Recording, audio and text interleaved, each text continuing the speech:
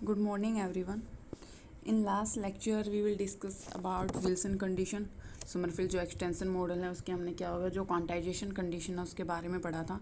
हमें पता है कि मेरे पास क्या होगा जो बोर मॉडल है उसने हाइड्रोजन स्पेक्ट्रा है जो उसकी फाइन स्ट्रक्चर को एक्सप्लेन नहीं किया था और उसने बोला था कि मेरे पास क्या होगी स्पेरिकल शेप होगी, बट एक्चुअल में जो इलेक्ट्रॉन है वो रिवॉल्व कर रहे थे किसमें, ऑर्बिट शेप में, सॉरी एलिप्सॉइड शेप में।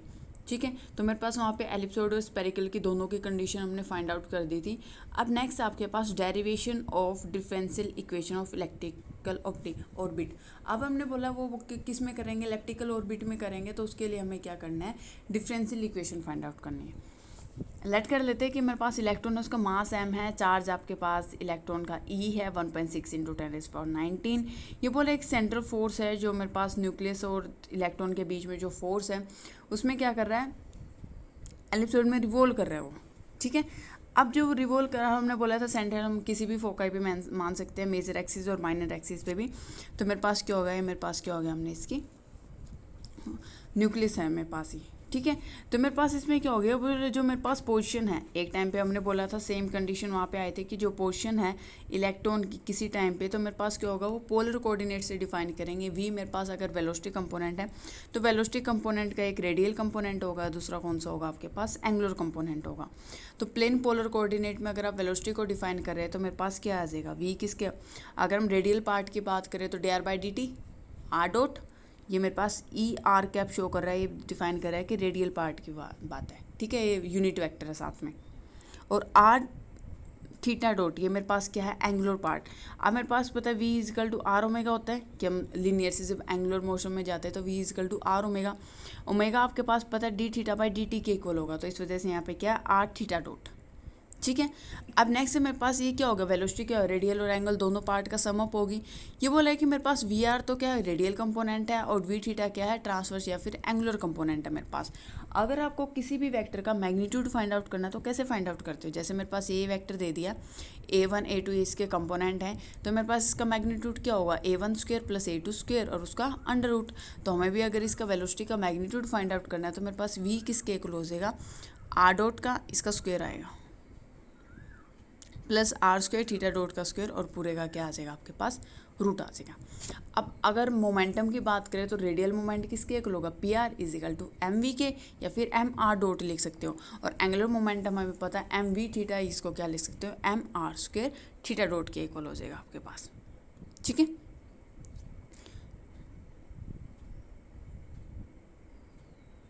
अब नेक्स्ट है मेरे पास काइनेटिक एनर्जी। काइनेटिक एनर्जी किसके इक्वल होगी, हाफ एम वी स्क्वायर। सबको पता है रिवॉल्व करेगा तो उसकी कोई ना कोई काइनेटिक एनर्जी भी होगी और उनके बीच में जो अट्रैक्शन है न्यूक्लियस के साथ उसकी वजह से कोई ना कोई उसकी पोटेंशियल एनर्जी भी होगी चार्ज के बीच में।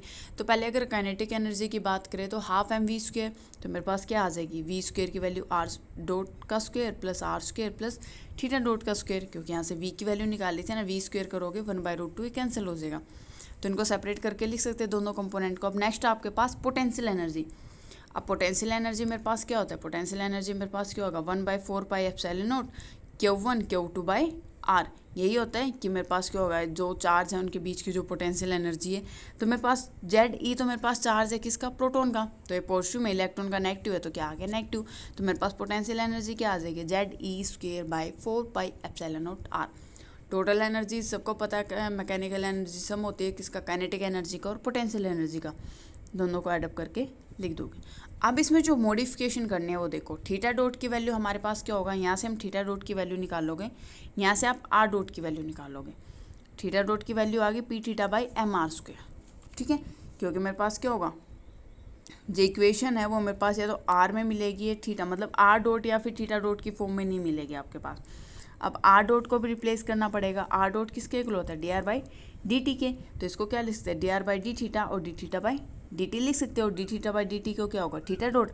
अब थीटा डॉट की तो वैल्यू है हमारे पास, तो फिर से हमने क्या कर दिया, थीटा डॉट की वैल्यू को पुट कर दिया। अब मेरे पास आर डॉट और थीटा डॉट को रिप्लेस करके वैल्यू क्या कर दोगे, एनर्जी की वैल्यू में क्या कर दोगे आप, सब्स्टिट्यूट कर दोगे, तो मेरे पास क्या आ जाएगी, ये इक्वेशन आ जाएगी। ये बोले अगर दोनों साइड में क्या करूँ 2m के, ये एक सिंप्लीफिकेशन कर रखी इक्वेशन की सिर्फ, 2mr² by P theta square से ये क्या कर दे, मल्टीप्लाई कर दे, तो मेरे पास क्या हो जाएगी, जो एक कॉमन टर्म आ रही है इधर से ये कैंसिल आउट हो जाएगी, तो मेरे पास इक्वेशन, मतलब एक टाइप से जो इधर से कॉमन है, इधर राइट हैंड साइड से कॉमन, वो लेफ्ट हैंड साइड ले जाओ एक टाइप से, ठीक है। तो मेरे पास क्या आ जाएगी, ये क्या आ गई इक्वेशन, तो ये मेरे पास क्या होगी, ये क्या हो गया आपके पास डिफरेंशियल इक्वेशन होगी। ये हमें क्या करनी थी, फाइंड आउट करनी थी कि इलेक्ट्रॉन क्या करेगा जब एक्सेंट्रल फोर्स के अंडर एलिप्सॉइड में या फिर एलिप्टिकल ऑर्बिट में मूव करेगा, तो उसके लिए डिफरेंशियल इक्वेशन क्या होगी, वो ये आएगी। उसके पास नेक्स्ट पार्ट में हमने क्या करना है, इसकी एनर्जी फाइंड आउट करनी है, तो मेरे पास एनर्जी भी क्या होगी, सेम इस इक्वेशन से हमें इसका यूज़ करना पड़ेगा, सिर्फ हमें वहाँ पे क्या करना है, उनके कंपोनेंट को कंपेयर करके हमें क्या निकालनी पड़ेगी, एनर्जी निकालनी पड़ेगी। तो मेरे पास यही पार्ट था कि हमें क्या निकालना है, इसका डिफरेंशियल फॉर्म निकालनी है कि इलेप्टिकल ऑर्बिट में रिवॉल्व करेगा, जैसे सर्कल की अलग इक्वेशन होती है, एलिप्सॉइड की अलग, तो ये डिफरेंशियल इक्वेशन फाइंड आउट की है, वो किस पे डिपेंड किया, वेलोसिटी, हमने पता वेलोसिटी का कंपोनेंट था, उसे हमारे पास एनर्जी होगी, तो वहाँ से क्या आ जाएगी आपके पास, ये इक्वेशन आ जाएगी डिफरेंशियल फॉर्म। तो मेरे पास क्या आ गया, डिफरेंशियल फॉर्म में आपके पास क्या आ जाएगी, इक्वेशन आ जाएगी इलेप्टिकल ऑर्बिट की।